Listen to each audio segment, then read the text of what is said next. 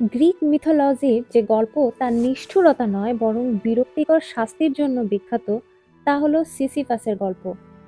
Sisyphus ছিলেন ইফিরার প্রথম রাজা, যা এখন করিন্থ নামে পরিচিত।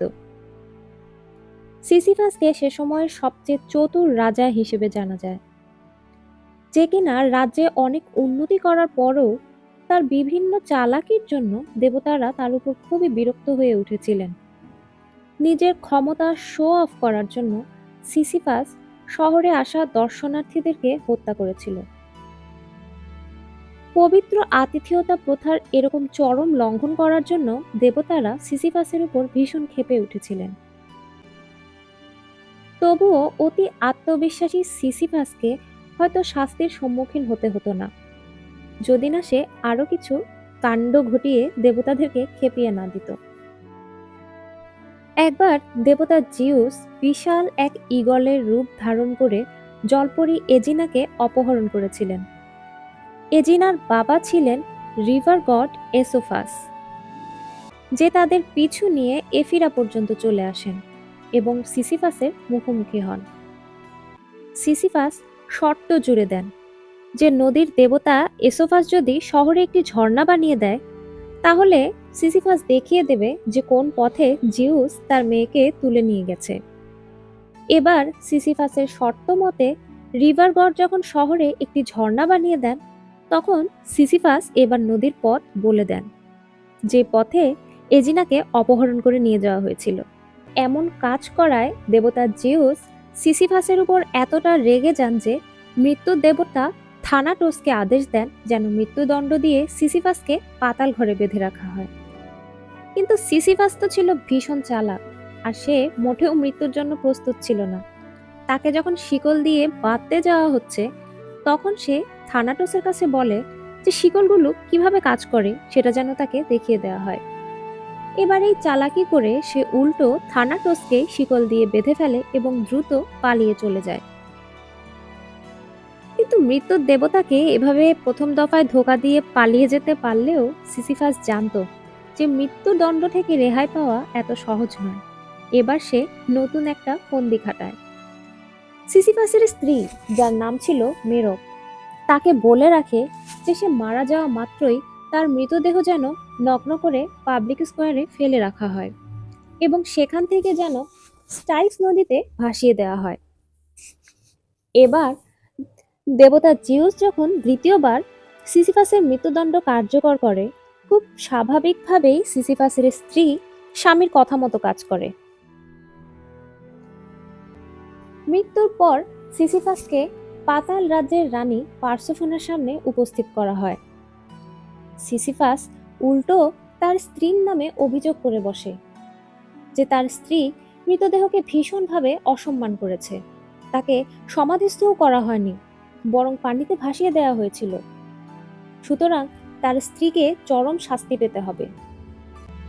এবার সিসিফাস পাতাল রাজ্যের রানী পার্সেফোনার কাছে অনুমতি চায় যেন তাকে সাময়িকভাবে জীবিত করে দেওয়া হয়, যাতে সে নিজের স্ত্রী মেরবকে যথার্থ শাস্তি দিয়ে আসতে পারে। পাতাল রাজ্যের রানী শেষ পর্যন্ত সিসিফাসকে অনুমতি দেন শর্ত সাপেক্ষে, যে জীবন ফিরে পেয়ে স্ত্রীকে শাস্তি দিয়ে তৎক্ষণাৎ সিসিফাসকে আবারও পাতাল রাজ্যে ফিরে আসতে হবে। কিন্তু সিসিফাস তো আর এত বোকা না, সবকিছু তো তার পরিকল্পনা মতোই হয়েছে। জীবন ফিরে পাওয়া মাত্রই সে পালিয়ে যায়। এভাবে সিসিফাস দুইবার মৃত্যু থেকে বেঁচে যায় দেবতাদের সাথে চিটিং করে। কিন্তু তৃতীয়বার সে আর রেহাই পায় না। এবার তাকে ধরে সোজা দেবতা জিউসের সামনে নেওয়া হয়। সিসিফাস আসলে বেঁচে থাকতে মরিয়া ছিল, সে মরতে চাইতো না। এতদিন সে নিজেকে দেবতাদের চেয়ে বেশি চালাক ভাবত, কিন্তু এবার তাকে ঠিকই শাস্তি পেয়ে যেতে হয়। কিন্তু জিউস সিসিফাসকে খুবই ডিস্টার্বিং এবং উইয়ার্ড একটা পানিশমেন্ট দেন। সেটা ছিল যে একটা বিশাল পাথরের পিণ্ড পাহাড়ের চূড়া পর্যন্ত সিসিফাসকে তুলে নিয়ে যেতে হবে। পাহাড়ের চূড়ায় পৌঁছানো মাত্রই সেটা আবার নিচে গড়িয়ে পড়ে যাবে এবং আবারও সিসিফাসকে সেটা তুলে পাহাড়ের উপরে নিয়ে যেতে হবে, এবং এই একই কাজের পুনরাবৃত্তি অনন্তকাল পর্যন্ত সিসিফাসকে করে যেতে হবে। আর এটাই হলো তার শাস্তি। এটাই ছিল গ্রিক মিথোলজির সবচেয়ে অদ্ভুত একটা গল্প। বিখ্যাত ফ্রেঞ্চ ফিলোসফার অ্যালবার্ট ক্যামিউস তার রচনা করা দ্য মিথ অফ সিসিফাসে সিসিফাসের এই শাস্তিকে তুলনা করেছেন মানুষের জীবনের নিত্যদিনের রুটিনের সাথে। এই মিথোলজির সবচেয়ে ইন্টারেস্টিং ফ্যাক্ট হলো যে সিসিফাস যখন পাহাড়ের নিচে ফিরে আসে পাথরটাকে আবার তুলে উপরে নিয়ে যাওয়ার জন্য, অর্থাৎ উপর থেকে নিচে ফিরে আসার যে সময়টা, সেই সময়টাকে সে উপভোগ করে। ওই সময়টাতে সে ফুললি অ্যাওয়ার্ড থাকে এবং তার কোনো অভিযোগ থাকে না। পাহাড় থেকে নিচে ফেরার যে টাইম পিরিয়ডটা, ওই সময়টাতে সে সম্পূর্ণ অ্যাওয়ার্ড থাকে এবং প্রেজেন্ট মোমেন্টটাকে সে এনজয় করে। শুনে মনে হতে পারে যে সিসিফাস কি স্টুপিড, এমন বিরক্তিকর একটি শাস্তিকে সে এনজয় করছে কিভাবে। তার তো প্রচন্ড বোর হয়ে যাওয়ার কথা, হতাশ হয়ে পড়ার কথা। তাহলে কি অনন্তকালের এই শাস্তি ভোগ করতে করতে সে পাগল হয়ে গেছে? ঐতিহাসিকদের মতে চন্দ্র ও সূর্যের উদয় এবং অস্ত যাওয়ার বিরতিহীন প্রাকৃতিক নিয়মকে রূপক অর্থে এই পৌরাণিক গল্পে তুলে ধরা হয়েছে। কিন্তু অ্যালবার্ট ক্যামু সিসিফাসের এই শাস্তির ব্যাপারটাকে তুলনা করেছেন মানুষের জীবনের গদবাঁধা রুটিনের সাথে। আপনি সকালে উঠে ব্রাশ করছেন, ব্রেকফাস্ট খাচ্ছেন, গাড়ি করে অফিস যাচ্ছেন, ৯টা-৫টার অফিস করে বাড়ি ফিরে আসছেন, ক্লান্ত শরীর, রাতে খাবার খেয়ে ঘুমাচ্ছেন, পরদিন আবারও সেই একই রুটিন চলছে সপ্তাহে ৬ দিন। এরপর হলিডেতে হয়তো ফ্রেন্ডস বা ফ্যামিলির সাথে বাইরে খেতে ঘুরতে যাচ্ছেন বা মুভি দেখছেন। সারা মাসের ইনকামের টাকা হাতে আসছে, আবার ফুরিয়ে যাচ্ছে। একই একঘেয়ে জীবনের রুটিনের কোনো পরিবর্তনই আসছে না। জীবনটাকে একটা পর্যায়ে এসে যেন একটা শাস্তি বলে মনে হতে থাকে। মনে হয় আমরা জীবনের অর্থই খুঁজে পাচ্ছি না। ঘর, সংসার, দায়িত্ববোধ, কাজের চাপ এবং বিভিন্ন সমস্যা মিলিয়ে যেন নিজেদেরকে বন্দী বলে মনে হয়। সেখান থেকে ছাড়া পাওয়ার উপায় আমাদের সামনে যেন থাকে না। কতদিন এমন হয় যে সকালে ঘুম থেকে ওঠার পর দুনিয়াটাকে মিনিংলেস মনে হয়, খাবার খেতে বেস্বাদ লাগে, হাজার দুশ্চিন্তা আর স্ট্রেস, সমস্ত রেসপন্সিবিলিটিগুলোকে একটা বিশাল পাথরের বোঝার মতো মনে হয়, যেন কেউ আমাদের মাথায় ঘাড়ে চাপিয়ে দিয়ে রেখেছে। কতবার এমন মনে হয় যে বেঁচে থাকার পারপাস যেন হারিয়ে গেছে। চারদিকে কম্পিটিশন আর অস্থিরতায় নিজেদের ডেইলি লাইফকে অ্যাবসার্ড বা মিনিংলেস বলে মনে হয়। আমাদের নিজেদের জগতে আমরা যেন একটা মেশিন অথবা বন্দী হয়ে বেঁচে থাকি। একঘেয়ে এই ডেইলি স্ট্রাগল করতে করতে হতাশার চরম পর্যায়ে এসে মানুষের এমনটাও মনে হয় যে কী লাভ রিপিটেডলি এত স্ট্রাগল করে, একটা সময় তো মরেই যেতে হবে। এবং অতিরিক্ত হতাশা বা বিষণ্ণতা মানুষকে একটা সময় আত্মঘাতী সিদ্ধান্তের দিকেও টেনে নিয়ে যায়। সিসিফাসের গল্পে আবার ফিরে যাই, যে কিনা জানতো যে শাস্তি থেকে মুক্তি পাওয়ার কোনো রাস্তা নেই। দেবতাদেরকে সে যেভাবে খেপিয়ে দিয়েছে, কোনো না কোনো এক সময় তাকে শাস্তির সম্মুখীন তো হতেই হতো। কিন্তু অনন্তকাল ধরে ওই একই কাজের পুনরাবৃত্তি করতে হবে, সেটা যখন সে নিশ্চিত হয়ে গেল, এরপর সিসিফাস ব্রোকেন না হয়ে শাস্তিটাকে উল্টো উপভোগ করতে শুরু করে। দেবতাদের দেওয়া এরকম বিরক্তিকর একটা শাস্তির বিরুদ্ধে বিরক্ত না হয়ে, ভেঙে না পড়ে, বরং শাস্তিটাকে উপভোগ করাটাই ছিল দেবতাদের প্রতি শাস্তির বিপক্ষে সিসিফাসের বিজয়। তার পাহাড় থেকে নিচে নেমে আসার সময়টা সে স্বাধীন এবং স্বতঃস্ফূর্তভাবে এনজয় করে, এবং তার এই অ্যাবসার্ড বিহেভিয়ারই তার অর্থহীন অযৌক্তিক একটা টাস্ককে মিনিংফুল করে তোলে।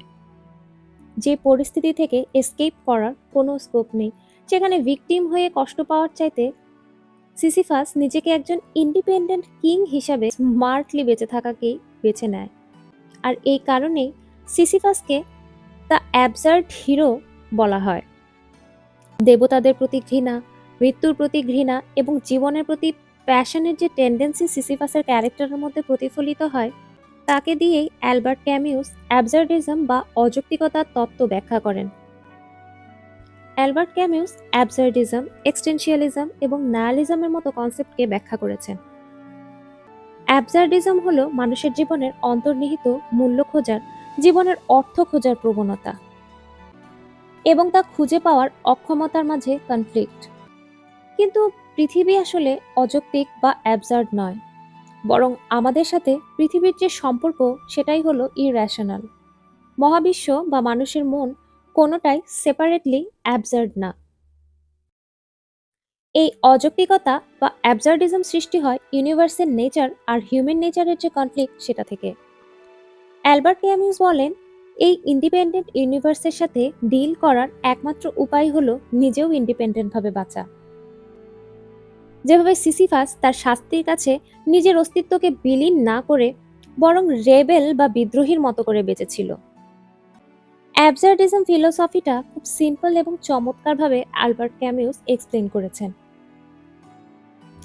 আমরা এমন একটি পৃথিবীতে জন্মগ্রহণ করেছি যেখানে রুলস এবং রেগুলেশন আগে থেকেই ফিক্সড করে রাখা। ডানা মেলে উঠতে শেখার আগেই আশেপাশের লোকেরা এসে ডানা কেটে দিতে যেন ব্যস্ত হয়ে পড়ে। ভিন্নভাবে আর ভিন্ন দৃষ্টিভঙ্গি থেকে দেখার কোনো সুযোগই মানুষের অনেক সময় হয়ে ওঠে না।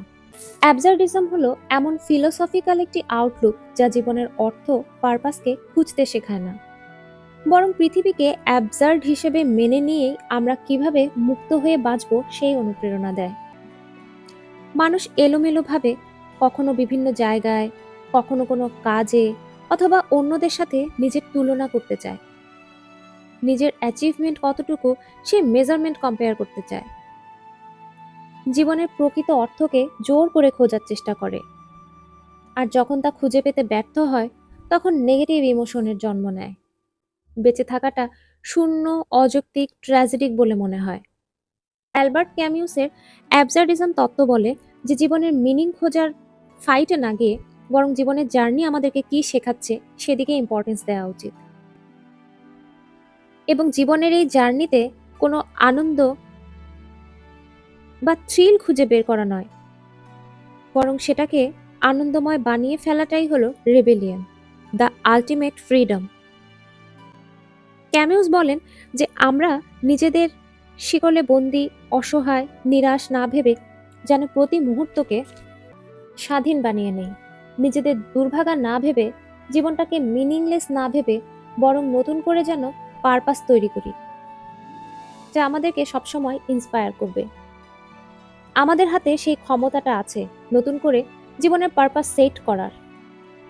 যখন জীবন একঘেয়ে মনে হবে, একই রুটিনের দায়িত্বে পুনরাবৃত্তি আমাদের ক্লান্ত করে দেবে, তখন ছোট ছোট মুহূর্তগুলোকে ডিফারেন্ট ওয়েতে মিনিংফুল করে যেন আমরা তৈরি করে নিতে পারি এবং প্রেজেন্ট মোমেন্টকে যেন উপভোগ করতে পারি, সেটাই বলে অ্যাবসার্ডিজম।